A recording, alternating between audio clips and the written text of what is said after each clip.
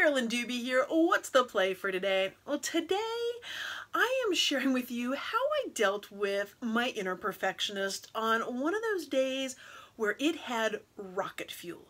Complete and total nuclear rocket fuel was fueling that perfectionist, and I'd had just about enough of it.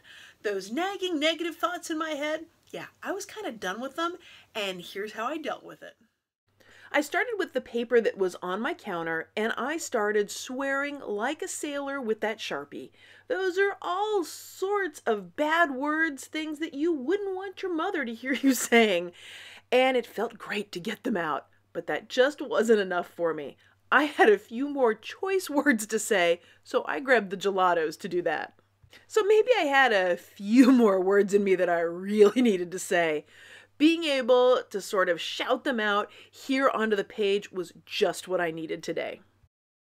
Now that inner perfectionist that was just being so vocal was still making noise, so I decided to get a little more of my frustration out with that voice using the gel press plate.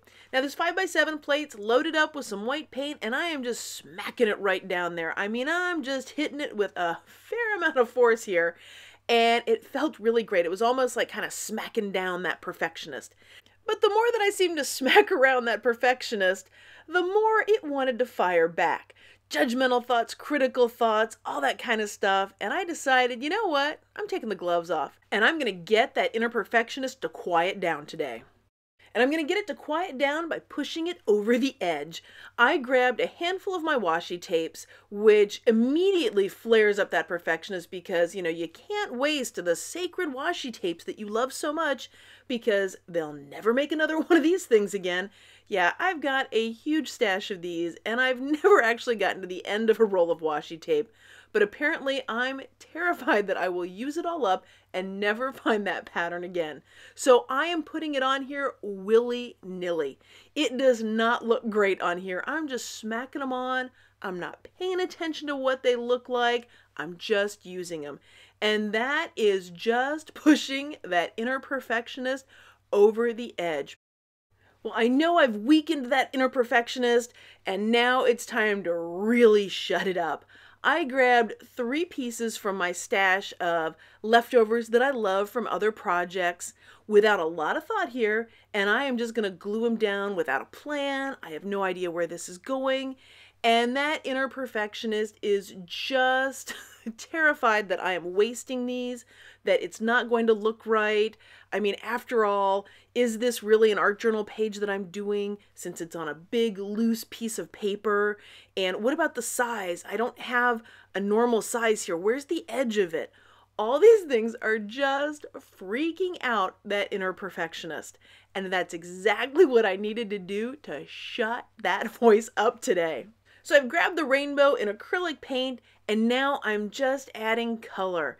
Finally, that voice has quieted down, and I am just having a grand time putting color around here.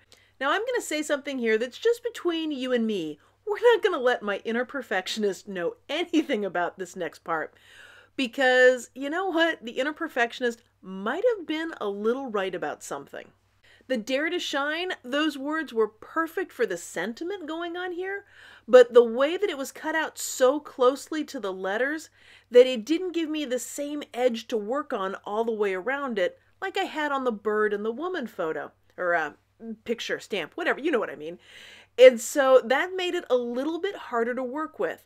Now, the perfectionist, of course, was positive this was the end of the known world that I had done this.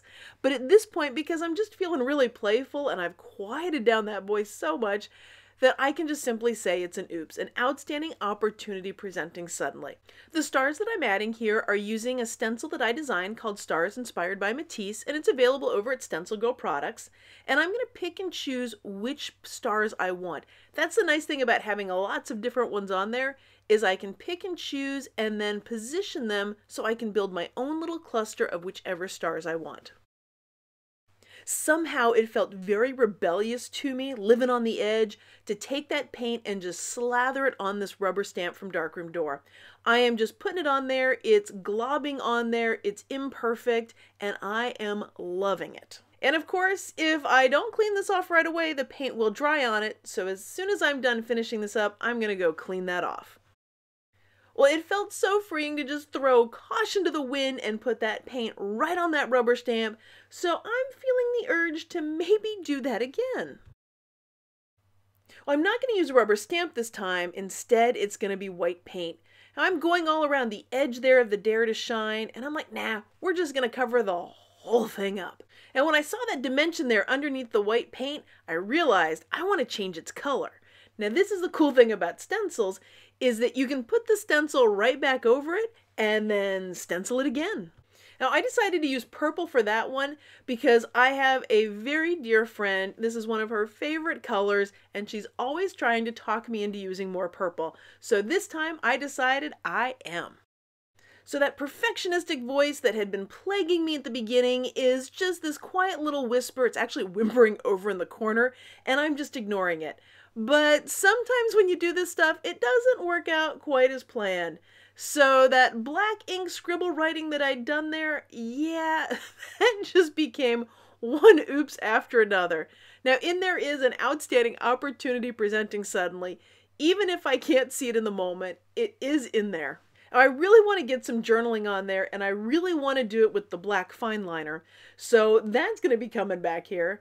Now, why am I doing my writing at this point with that fine liner? Because I got wet paint all over the place. If I use any other kind of pen or writing implement, it's either not going to write on it or I'm going to ruin it. And there is so much wet paint on here, I am totally going to ruin a pen. And I'm really not in the mood to kill a pen today. So that's why I'm working with the fine liner. So this art journal page has done its job. It has quieted that perfectionist that had been shouting at me for way too long lately. Well, thanks so much for joining me for today's play. If you've enjoyed this video, hit that subscribe button. That way you'll know as soon as I have a new video out. And of course, if you'd like to see more of what I'm up to, head on over to the blog at acolorfuljourney.com. And of course, check out my free workshop called Permission to Play, which is all about rediscovering how to let yourself play. Thanks so much for letting me be a part of your colorful journey.